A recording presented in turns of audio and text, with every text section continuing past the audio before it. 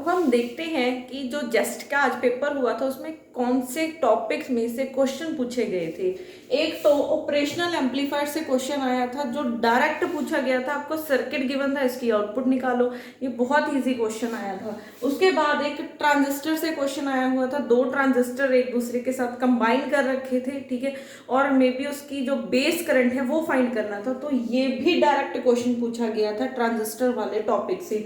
उसके बाद एक ए टू डी और डी टू ए कन्वर्टर वाले टॉपिक से क्वेश्चन आया था, उसमें least count means resolution find करना था, ये भी आप आराम से फाइंड कर सकते थे। उसके बाद एक आया था थर्मोडायनामिक्स से, उसमें क्या था कि दो गैसेस हैं, ठीक है, एक इस तरफ पड़ी है, एक इस तरफ, इसका कुछ प्रेशर वॉल्यूम टेम्परेचर होगा और इसका कुछ प्रेशर वॉल्यूम टेम्परेचर होगा।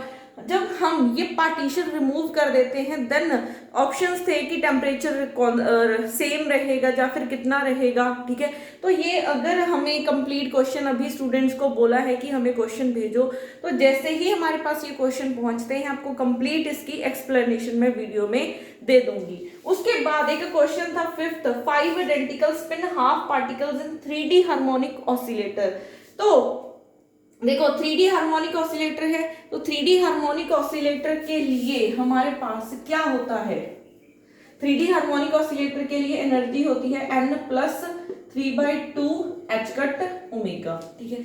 अब 5 आइडेंटिकल पार्टिकल्स हैं, ठीक है, तो 5 आइडेंटिकल स्पिन हाफ पार्टिकल्स हैं, मींस फर्मियंस की बात हो रही है। अगर फर्मियंस की बात हो रही है तो यहाँ पे पॉलीज एक्सक्लूशन प्रिंसिपल ओबे हो जाएगा, ठीक है। तो अब यहाँ पे स्पिन हाफ है, मींस हर एक स्टेट की डिजेनरेसी कितनी हो जाएगी, 2, मींस मैं एक स्टेट में दो पार्टिकल्स रख सकती हूँ, ठीक है, एक स्टेट में दो पार्टिकल्स रख सकती हूँ। तो अब यहाँ पे देखो एक ये हो गया, एक ये हो गया, इसको साइड पे बना लेते हैं, n is equal to 1, n is equal to 2, n is equal to 3। तो देखो अब यहाँ पे ये तो सिंपल मैंने ऐसे बनाए हैं। अब 3D हार्मोनिक ऑसिलेटर में डीजेनरेसी भी होती है लेवल्स की, डीजेनरेसी भी होती है लेवल्स की। डीजेनरेसी मींस कि डीजेनरेसी मतलब कि दो लेवल, कितने लेवल्स की एनर्जी सेम हो सकती है। तो 3D हार्मोनिक ऑसिलेटर के लिए n+1 n+2/2 ये इतनी डीजेनरेसी लेवल्स की होती है, ठीक है। अब एक चीज यहाँ पे देखो, अगर आप ये भी नहीं लगाना चाहते तो हम डायरेक्ट यहाँ से भी निकाल सकते हैं, क्योंकि nx क्या होगा, n मीन्स होगा nx plus ny plus nz, ठीक है। यहां से हम देखेंगे अगर आपने n को 1 बनाना है, यहाँ पे n को अगर 1 बनाना है तो nx की वैल्यू 1 हो सकती है, ny nz को 0 होना पड़ेगा, ठीक है। ऐसे ही ny को nx को 0 कर देते हैं, ny को 1, ऐसे ही nz को 0।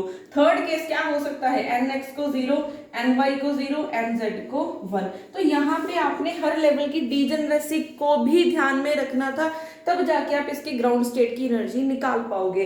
बट ये अभी कंप्लीट क्वेश्चन हमारे तक पहुंचने दो, देन मैं आपको इसको कंप्लीट एक्सप्लेन कर दूंगी, ठीक है। क्योंकि अगर दो मींस स्पिन हाफ पार्टिकल्स हैं तो मैं एक स्टेट में दो पार्टिकल्स रख सकती हूँ, ये कंडीशन मुझे यहाँ से पता चल जाएगी। तो ये नेक्स्ट वीडियो में मैं आपको एक्सप्लेन कर दूंगी इसका कंप्लीट क्वेश्चन आने पे। उसके बाद 6th क्वेश्चन था 8 पार्टिकल्स 1D बॉक्स में पड़े हैं, ठीक है, ग्राउंड स्टेट एनर्जी निकालनी है। अब उन्होंने 8 पार्टिकल्स, अब ये भी यहाँ पे नहीं पता कि सिर्फ अगर तो सिंपल पार्टिकल्स गिवन है, पॉलीज एक्सक्लूजन प्रिंसिपल को ओबे कर रहे हैं, तो क्या होगा, एक स्टेट में एक ही पार्टिकल रख सकते हैं। बट अगर यहाँ पे कोई स्पिन दे रखी होगी तो हमें स्पिन से एस्टिमेट चल जाएगा डीजेनरेसी का। अगर मैं इसी को ऐसे ही क्वेश्चन को मानूं तो एक स्टेट में एक ही पार्टिकल रख सकते हो, ठीक है।